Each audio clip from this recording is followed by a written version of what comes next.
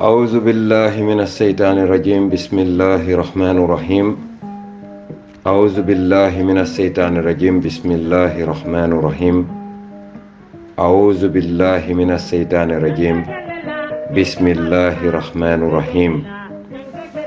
أعوذ بالله من شرور أنفسنا ومن سيئات أعمالنا من يهده الله فلا مضل له ومن يضلل الله فلا هادي له نشهد أن لا إله إلا الله وحده لا شريك له وأشهد أن سيدنا محمدا عبده ورسوله رب اشرح لي صدري ويسر لي أمري واحلل عقدة من لساني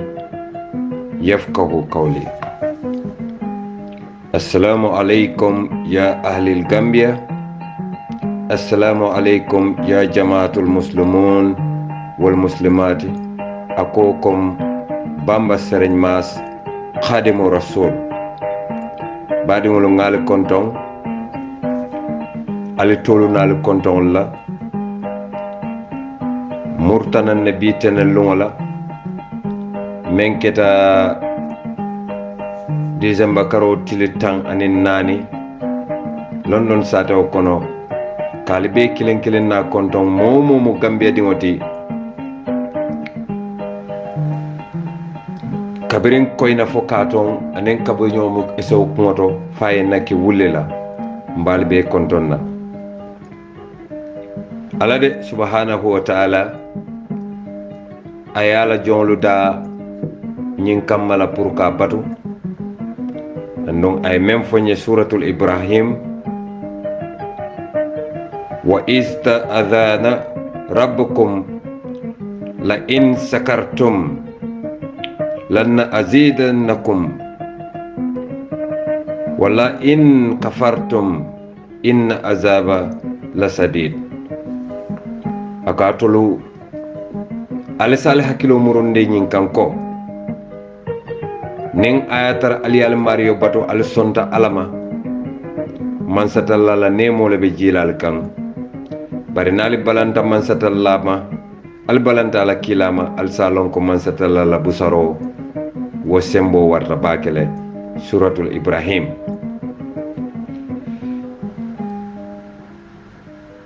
Wala in kafartum inna azaba lasadid. Nali balanta mansatalla ma la busaro sembo warta ala buka kula mo kan ate men nola dunola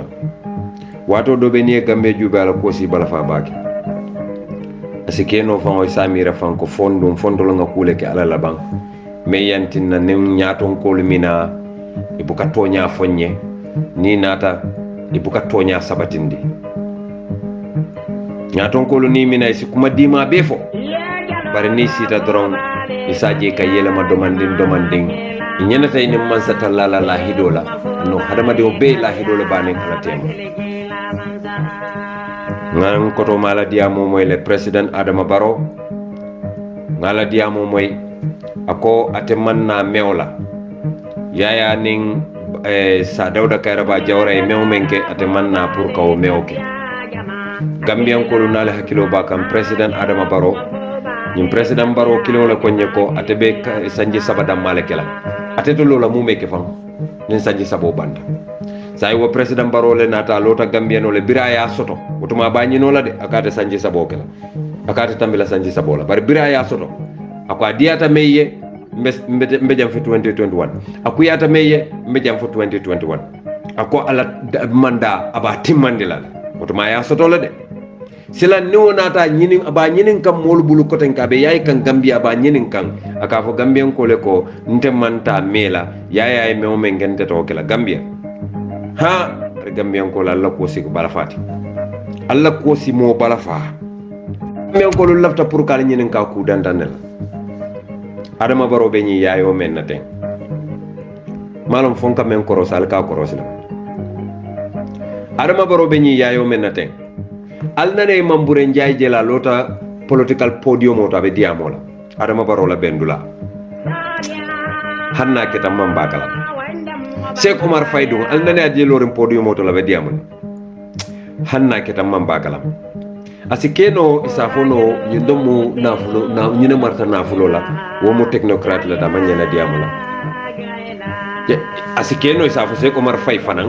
asikeno wala marta banko la defense la woma nyana diamula bar fonno ama nyana yayi la banko kanka banku diwulu hakilo tenkundi ko alla banko be tankarinne katela mu defense minister fo ma nyana gal warando mamure njayelo alla nafulo abe mba maraku kanne me fenge kanne fo te keno la bam hani wala manke kawolti badi gambia gol fo wat silanum badara jufu fo le mamara karambum balla bang pour ka itande karambum la high school ol nin college ol ni university lo e na man sakunda ba kata kam bakele ka karam ka mek so ko tical la joy fenke e karamudo dinolo bibi gambia college be tembo mendo wolu karamudo dinolo men be woto wolu be demonstration la e ko ita dunno la classe ko no ni mela tuition fijo badi gambia ko waranto ya fo mbari muso fo memo sisila kolti e mfon la hero fo manyana tala anim president wata nyin tola ba mid the people store kayta ni tubab karanu la primary school denno munantin ne bukatano karamboto president baro kamito kila karambulto ay tande karambum alfa la ko albete momento sain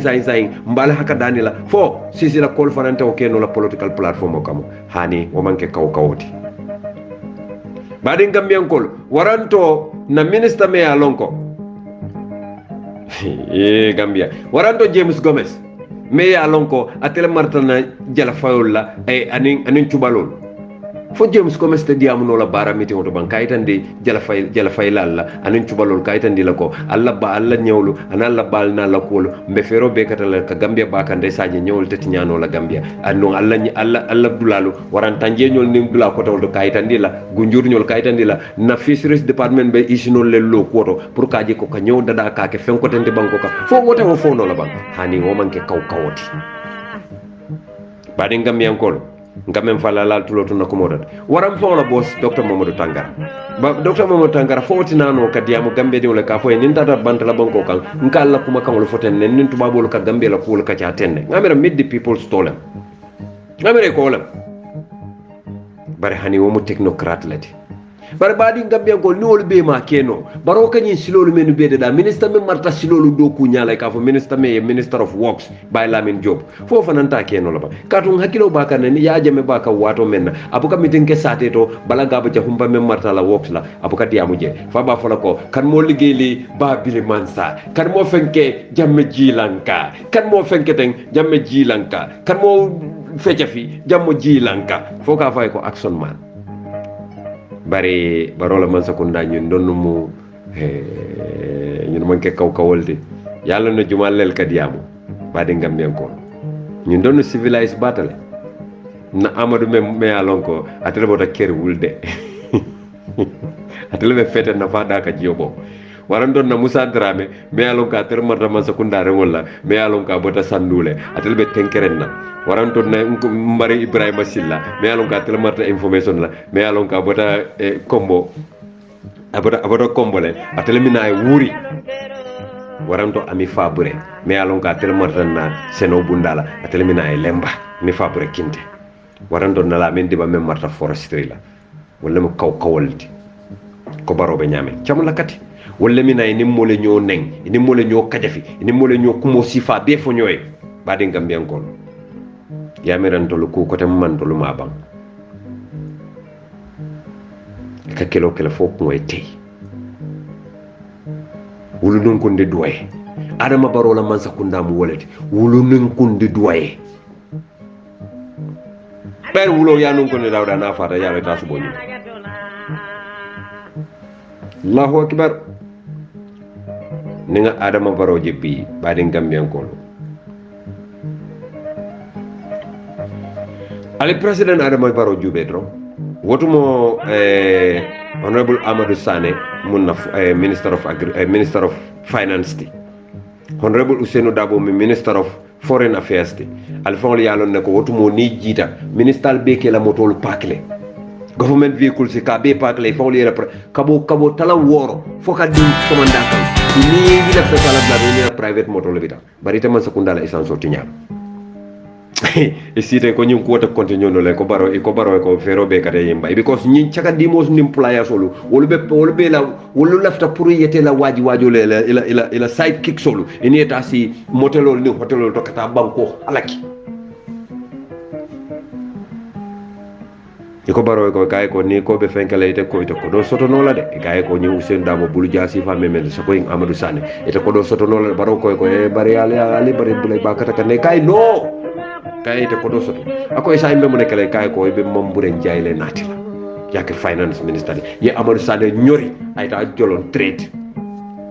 yow la ko Amadou Sané lay poussa ta jolon trade économie so be mo ne keno lo la adi Gambian kolu Adama Barrow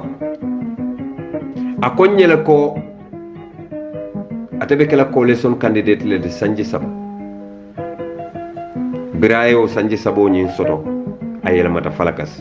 akwata fansum political party yo lola Adama Barrow aya fansum political party yo lola sai Adama Barrow ko yaya jammela molu ate tala do ko la ke cabinet akate enough technocrats soto bi ala cabinet kono niya jube cabinet mu mo be ya jamela do kula kotol wala siata katambi mo kote wala ako ya Adama Barrow ko atete tambila one time la comme like Sanji Lula atete tambila wala sayin Adama Barrow ke mira Sanji tande lulle mbade Gambian ko ning Adama Barrow ka tollel nene ka fale ko ya jamme me men kente tawkela jawra me men kente tawkela ning Adama ko man tay wota tol ko ngol jurutale atol Gambian ko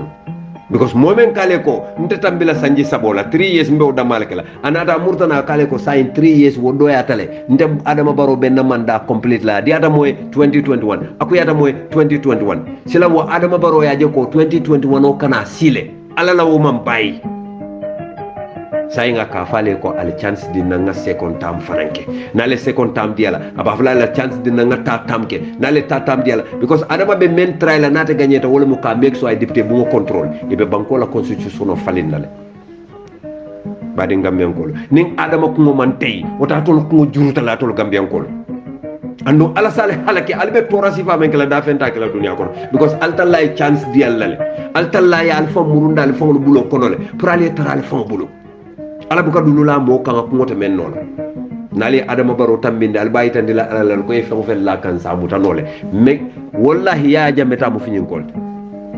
fembe la ala kan wala be tambila dunola kato al kanata ya jammema je al fawlu nya bala mo be kurkurla amallo asim fulola fula be kurkurla kake tyrant kalo ka fo ko mbeddo ko men ni men ko be mbonni lawta jarta nye ngafa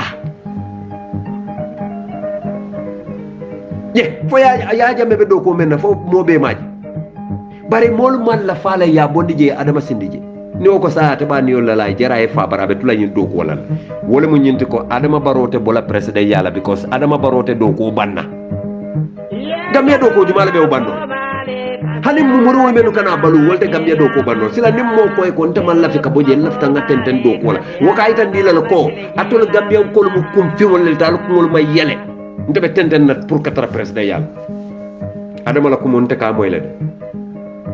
Adama Barrow le lota ko aba make so la nyen draft constitution o mate fon la legacy leti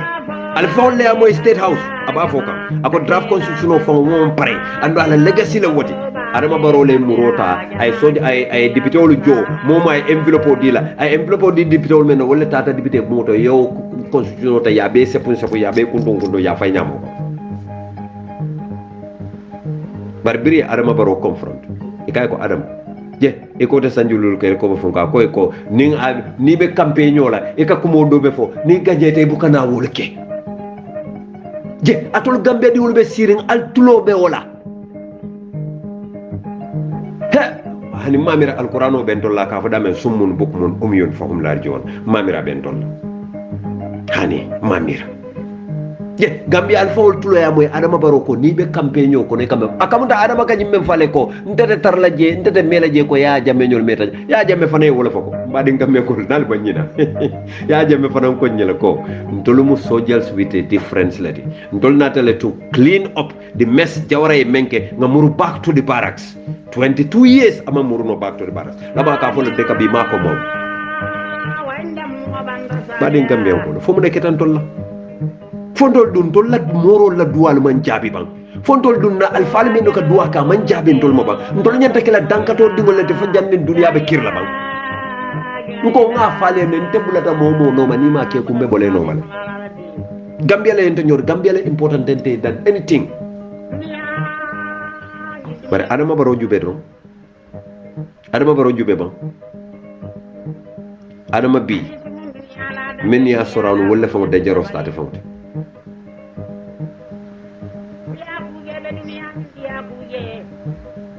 men ya adama soraw wolle dejaro sta adama fa ajube doro deportation o pour kana gambia funding ke wala deport ngamoy government spokesman Ibrahima G Sankare ba fo kanko ni man gambia ding wala deport mburo dabe jaw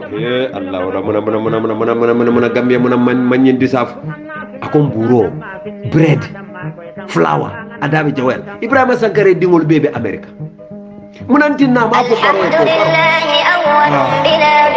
domando man tenne e kaye ko ibe Ousseynou Dabo elevate la le yow ke vice president ibe mu nekk la tangara me alon ko wobita nyinin na le na nyini moto bola kalma because they are very very intelligent thieves mambura njay ñol e kaye mambura ñal ñol they are very intelligent thieves e kaye ko be fero be katalale niewol nati e kaye ko president Barrow be dahalale mambura njay nata Mambure Njai Adama Barrow ya appoint hana man kari woro si 35 million o yemanta atata jolong first lady la account o kono Mambure Njai la di lolu smarta bira findita do moli a fenkero ko ko do nyi malo mbab mistakenly ade fonko dole a fenk pat ba Barrow la account ye kuliya sifa be te me o men long ya be foy ko mina explain na moy na kita nyame hani say fonyo ni wala kati badi ngam men ko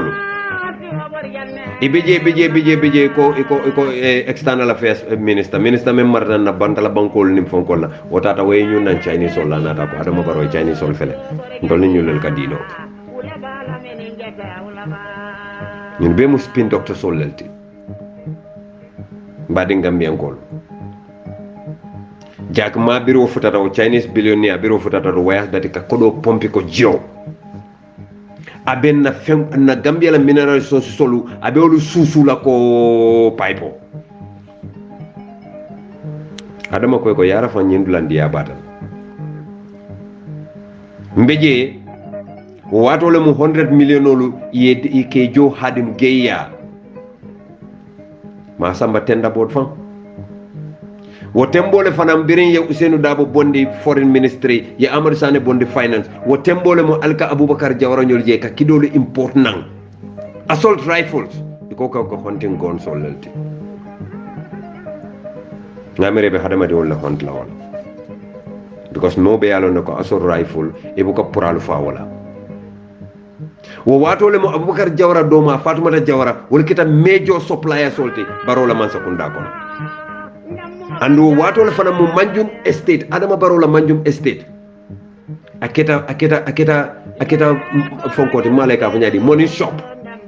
ko baba jobe money shop si famello wotuma birin ye nyinu donu bondi don wotuma le ye Barrow la manjum estate dula ya falling yake money shop ti ngaje hani Adama Barrow la NPP motolu ke fuel ibita manjum estate le ibita Amadou Sané le ya wareta njagaya Adama Barrow barinde won wato le ngaje ko Adama Barrow hani mendu fawol yalon koy kelo kay mendu mala kunu kumbalde ni man kata njaganen Adama la don Amadou la droy manke fendi Adama ko yo bariya jal almetal fay manyelal al nyanta nyum fola nya junale mbadi Gambien ko lo wato le fana mo Adama Barrow bare musolu wol fana e fansun karal la masim bitikol yele permanent secretary director minister wala kila bayolo karaje dia kuya badi gambian ko biro keta biri Usain ñol bondi e fen Amadou Sane ñol bondi ye lamin dam let lamin dam ñol bondi wato le fan mo Adama Barrow doma ya fansun isan sero lu lo Adama ko ba bonal metal fa al ñanta ñim fola ñele bari badi gambian ko munan nan Adama Barrow ateo be soto sa manke ko Adama dam malaka bo fuare akono ay family bele dunga dam pankota ni be ka ti out of poverty flying Adama ko ka ko ay to nyale men foto nyale sanji sabanta dan no la wala Gambia badi Gambia ko Adama Barrow la dindi wala la porocholu ate fanan no ma mendu ba tombon kan alkali nyol dusa na nyol siaka nyol me na jolon ta mendu ka tombon ko kaca di merawlu Adama ka kam fa munantinna 250,000 waram fonkol o do man dindi nu wol kamenta o ka Adama kam fa badi Gambien ko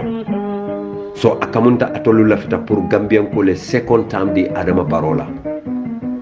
men kalo aka fanye ko ntaman na mela jang je Gambian ko alinya bala yeli tenda bamba tenda e ka fada mai Senegambia bridge je nyin karo men ba ko no ten nga message so from my agent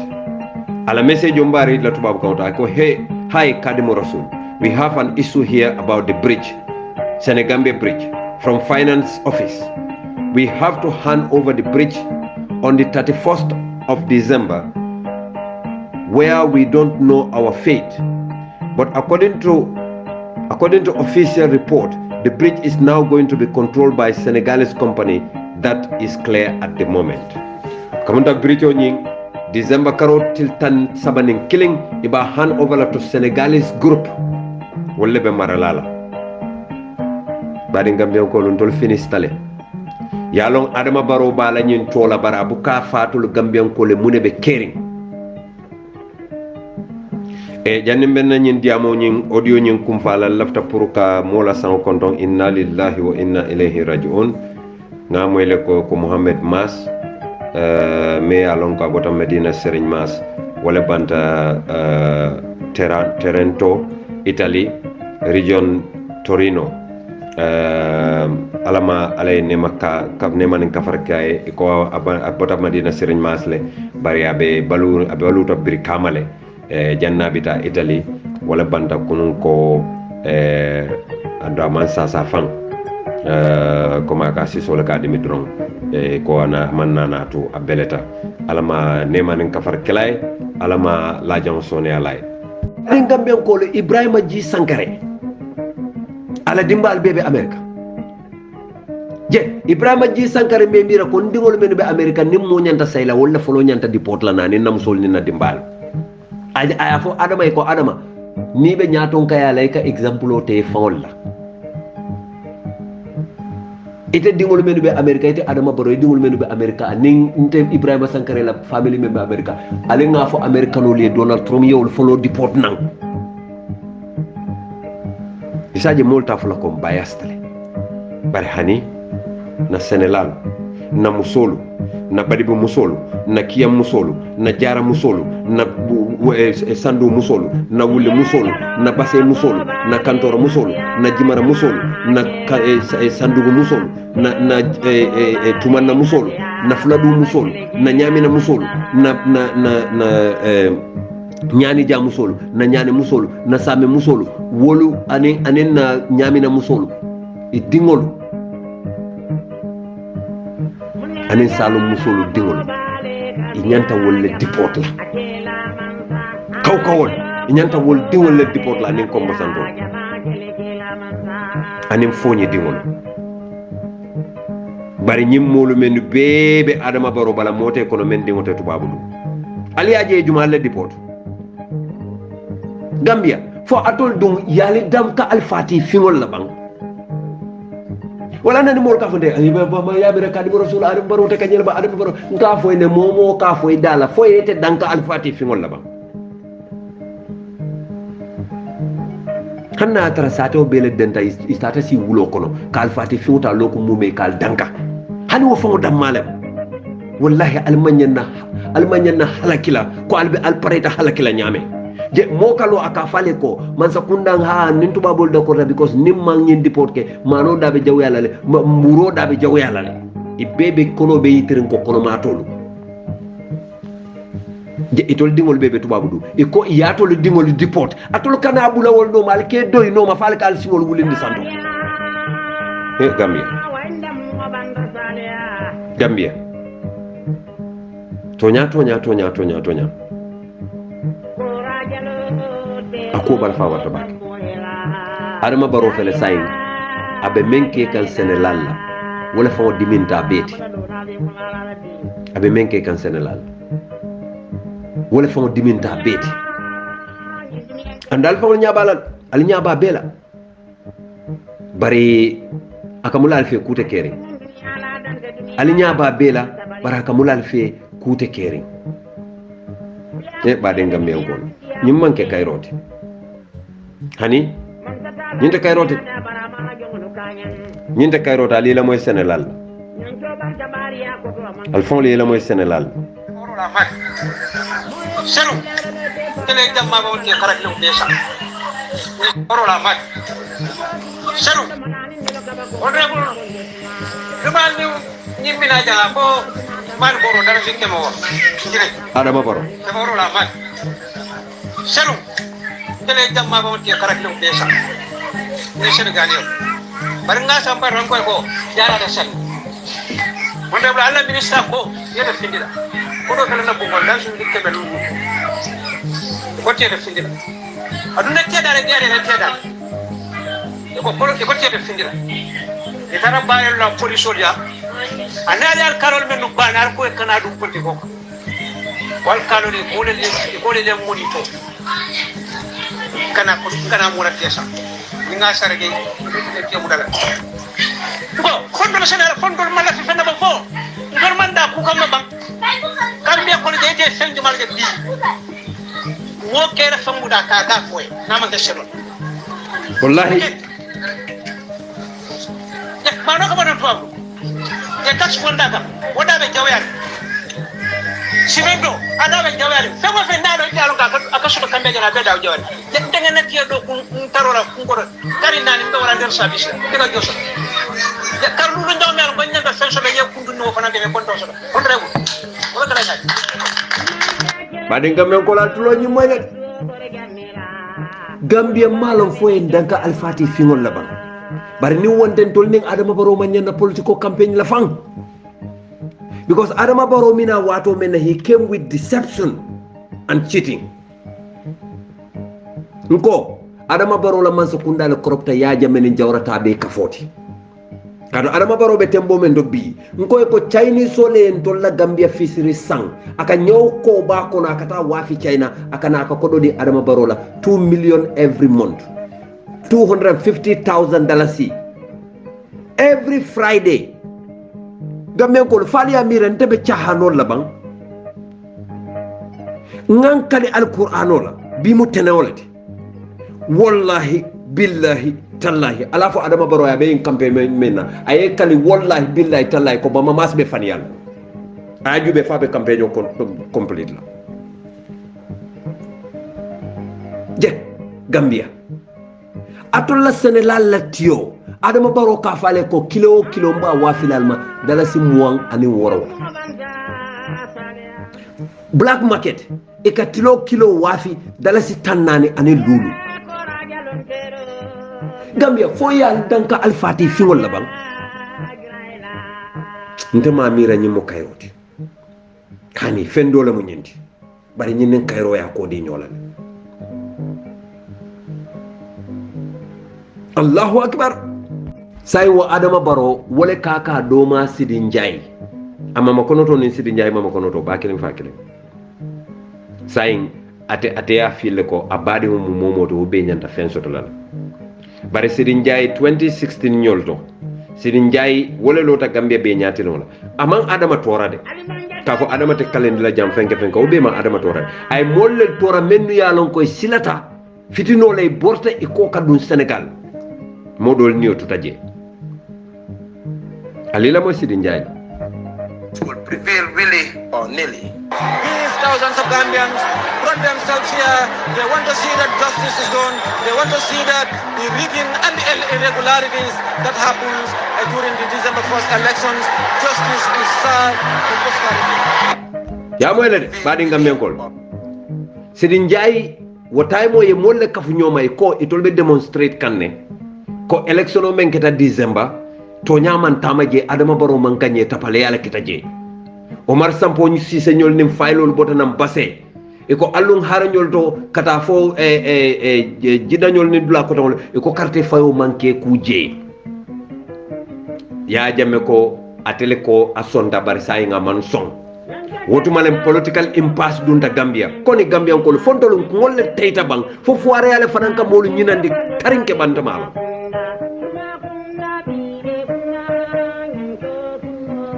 ngamira watole mo Yaya Jammeh balanda fo Ousmane Sow ñolu nimmo ko tawol men yalon ko be do ko la NIA no Adama Barrow wonte fereng iko Adama ka jawol ka ñingolti a ñingol ka jawolti wulu nun ko ndi duwaye akam dan to nga Adama nun ko ndi duwolle mbay tan dilalale ndolla molu men bota UDP wole jam faada da wato men nambe o kala len na live programme be o kala Facebook live lati bari mbadi Gambian ko lu lafta pour ka itan dalla ko wato sitale pour aliyal nyaayele alebo sino la nale mal nyaayele al nyaade la koteke ñin 2021 mo do o dailete alibe kanalale warali tout nula kulo lo tade Adama Barrow birabe banko ñin la mol bala ko nula kulo sina ka fo boso ndol man boss kulong boss te Gambia nula kulo wala lo yetu wakono yekana afon la kumolam iman tu wakono fankaso e samba Adama Barrow bondo mo bele nyante bulo dun na nyobulu nga Adama Barrow bonde nimma bonde fankaso bembe sambala Adama is wicked ning Adama ma wicked no tonna manyen na sonna ñinu bulu iko ya filindi Adama fawle lafta filindi badi Gambian kol Adama faw ate Adama Barrow faw a fawle lafta filindi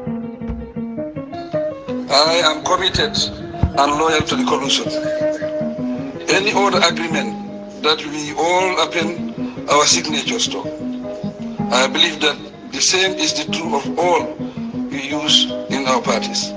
I have also abundantly made it clear that we shall implement our programs and policies to strict terms of the spirit and letter of the MOU. Let's go out and unite and grab the opportunity presented to us by our people. Gambians are already tired of 22 years of Yaya Jammeh's misrule.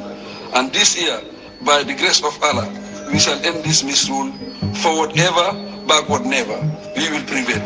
Thank you all. Badi Gambian kol ñinam Adama Barrow alfa tula moyle ñinam Adama Barrow alila mo A letter to Adama Barrow. I am reminding you with our feet escorting you to a Kabalu jail, but it will maintain this city. Adama Timon Miti and for Alasi Contibo. To Mr. President, tell Dr. Isa to never disrespect the youth of this country. The youth of this country are hardworking, working hard to represent the country with a jacket of discipline and pride. Badi Gambian kolo ñinamo fondinke wolti menu be diamu kan Adama Barrow ndesi même fono Adama e wala muñinti ko Gambia mo fondinke bankolete Adama Barrow la ñin tamo mo men be ba be ke kanteng Badi Gambian kolo alima moy ay kuma fo fondinke wol na ko fondo la fondinke wol dum fo wolu dade Adama la planol kono ba par anyway mbew ko tulatol fon lebul Badi Gambian kolo mbew ko to fawla bul alila moy Adama Barrow la ala ñin to ko na kam kuma kam mem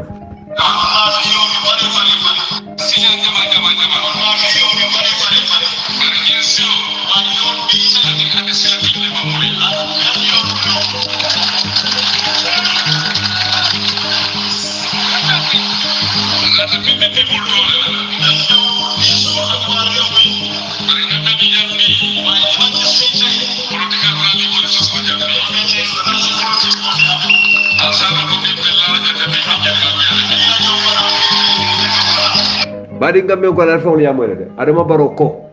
a wulitale pour meet the people's store mais alon ko banko la constitution le odiala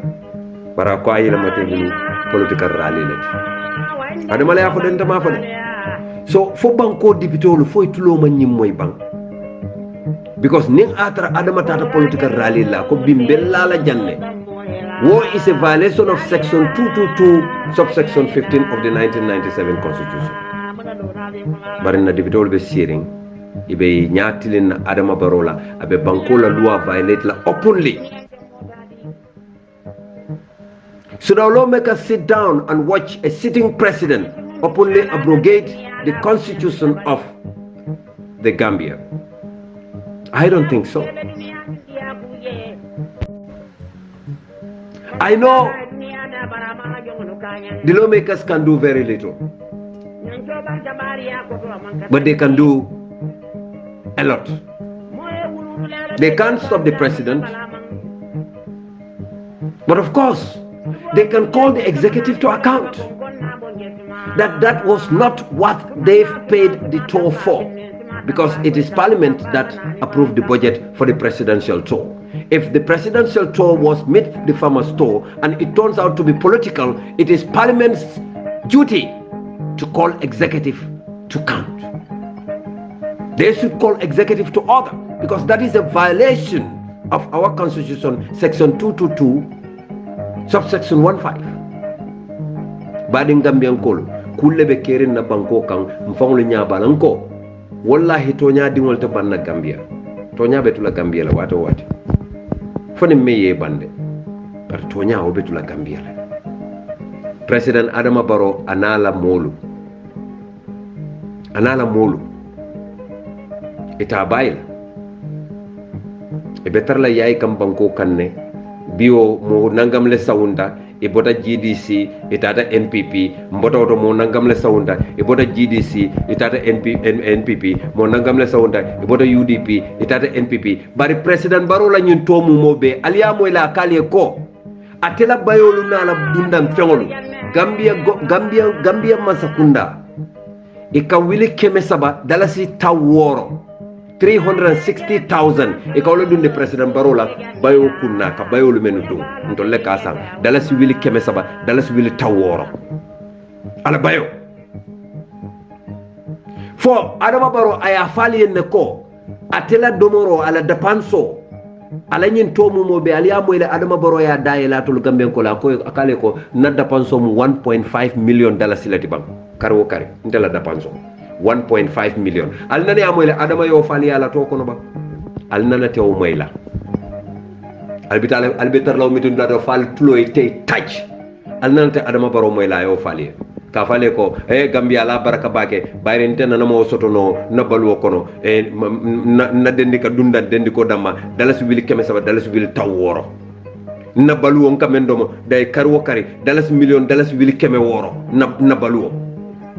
alnante Adama moyla o fale doto al salla ñun to be kaliya be puntum pantang ale banko la nafulo be kasar